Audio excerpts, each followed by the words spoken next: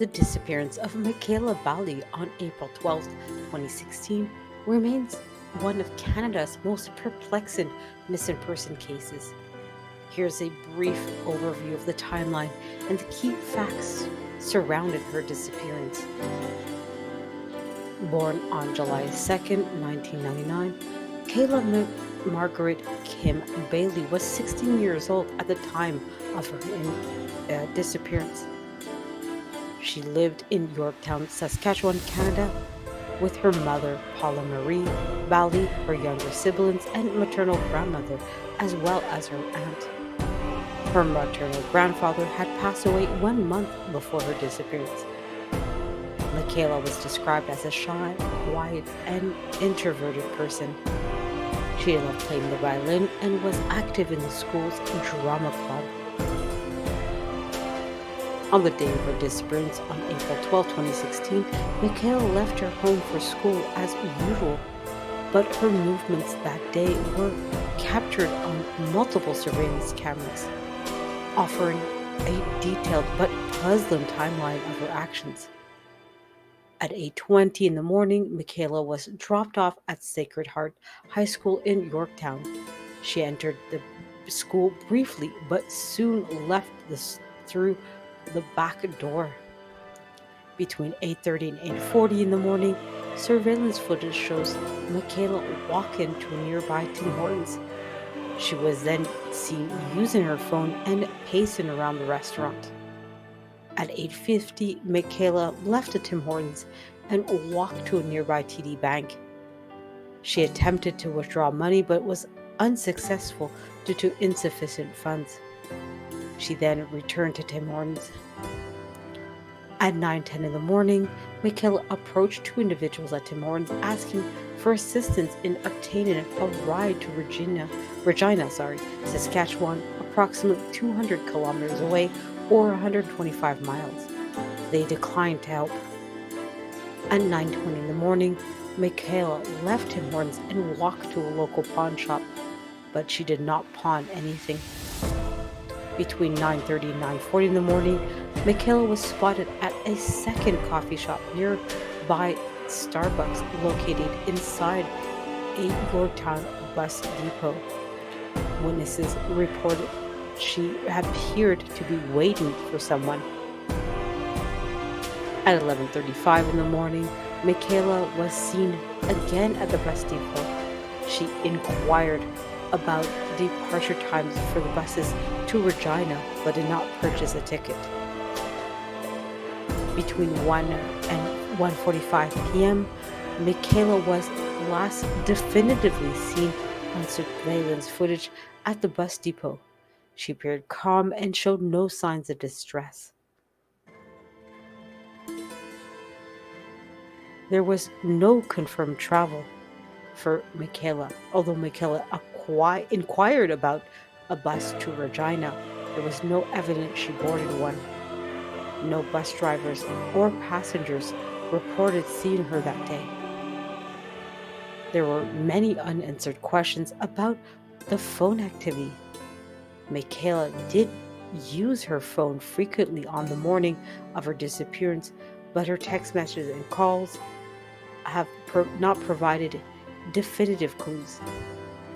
Reports suggest that she may have been in contact with someone unknown to the family and friends. Authorities have explored whether Mekayla was communicating with someone online. However, no specific person of interest has been identified through her digital communications. It's unclear what motives Mekayla, as she did not express any intention of running away, nor did she show signs of being upset or in danger leading up to her disappearance. The RCMP conducted extensive searches of Yorktown's surrounding areas. Mekayla's family and various organizations, like the Missing Children of Society of Canada, circulated her photos widely. Mekayla's case has been added to Interpol's missing persons database. and numerous potential sightings of Mekayla have been reported across Canada and the United States, but unfortunately none have been confirmed.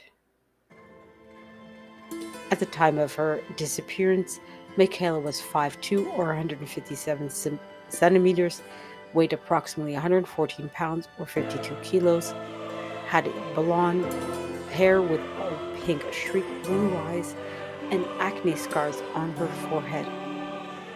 She was last seen wearing a teal infinity scarf, burgundy long sleeved shirt, black yoga pants, and black flats. There were many unresolved questions on the day of her disappearance. First and foremost, who was she meeting? Surveillance footage and witness accounts suggest Mekayla may have been waiting for someone at the bus depot. Also, it was unsure as to why Mekayla seemed so intent on traveling to Regina, though her family was unaware of any as her family was unaware of any connections she had there. Finally, the big question is whether she was coerced in her actions that day. The possibility of grooming or coercion via online communication remains a concern in this case. The current status of this case of Mekayla Bali's disappearance remains that it is an open and active investigation. As of January 2025, the RCMP continues to seek tips from the public. Her family holds out hope for answers and continues to advocate for her case. If anyone has information about Mekayla's whereabouts, they are encouraged to contact the Saskatchewan RCMP or Crime Stoppers. Tips can be submitted anonymously through missing persons advocacy groups.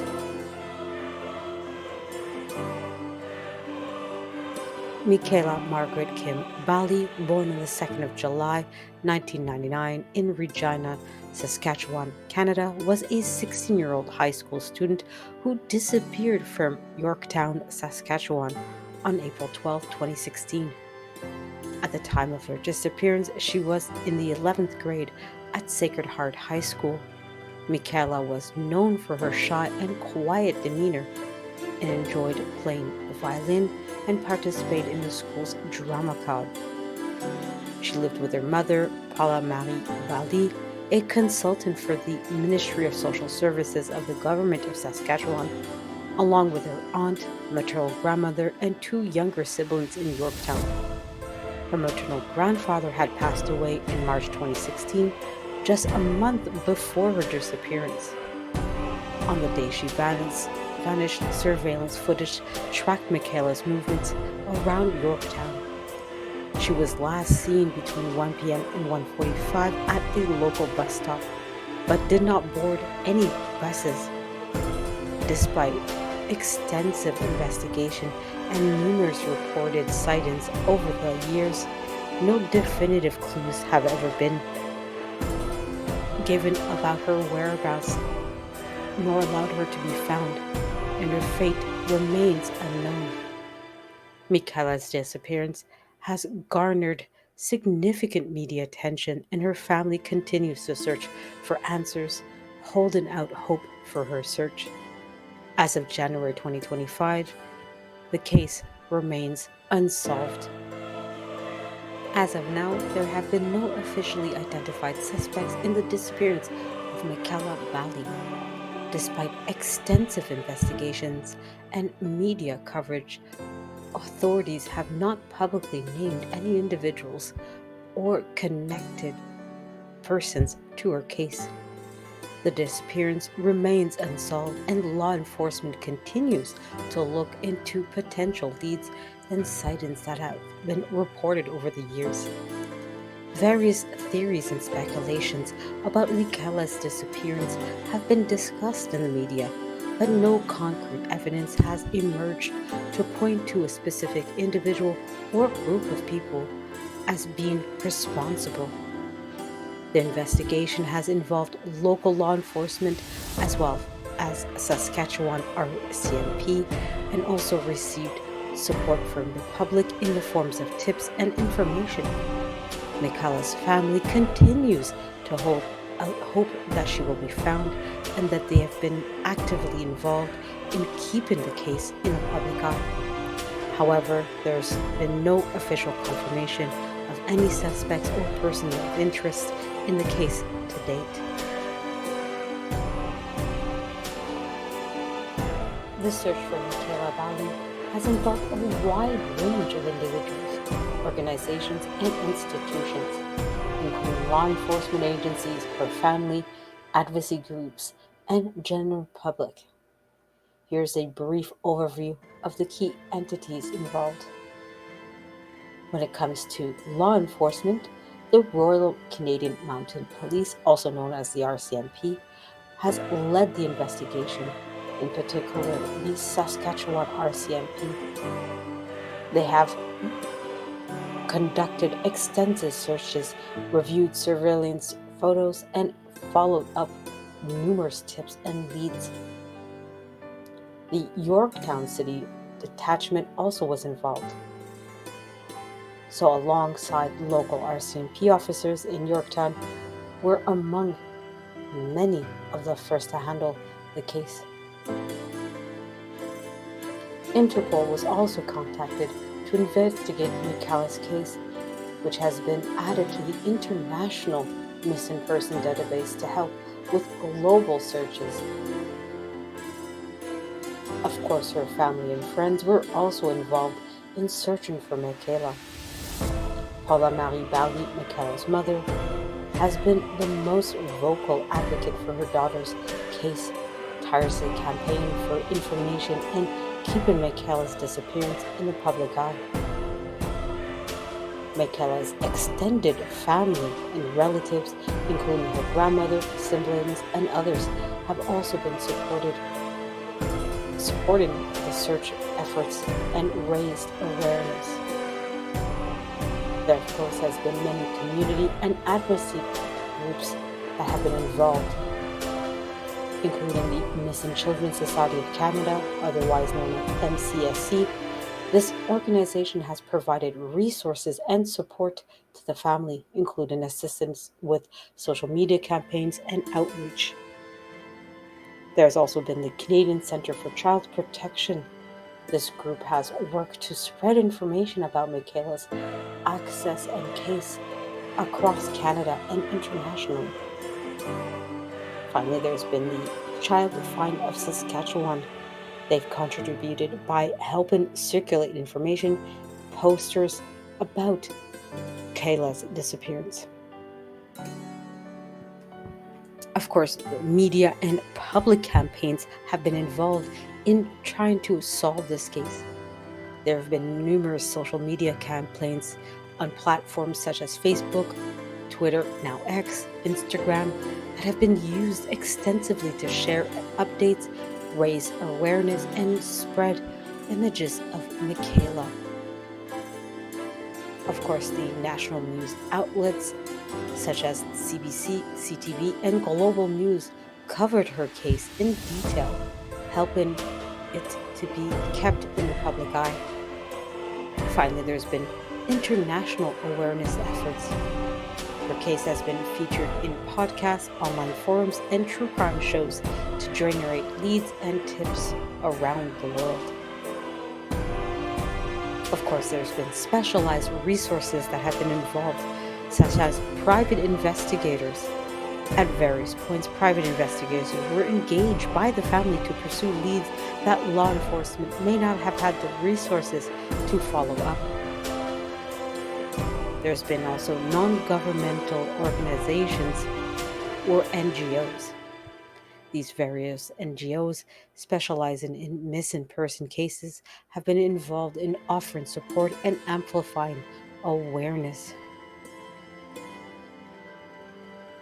Many community volunteers also have been involved as members of the Yorktown community and beyond have helped to by distributing posters, participating in awareness events, and providing tips to authorities. Many government agencies and international organizations have also been involved.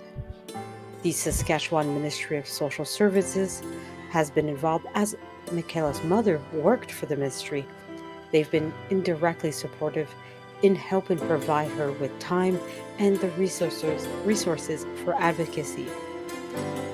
Of course, the federal and provincial governments have also been involved, offering resources and funding, which have occasionally been allocated to assist in the search efforts.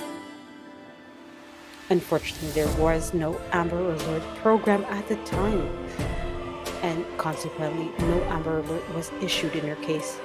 However, there were similar networks and systems that have helped share information internationally.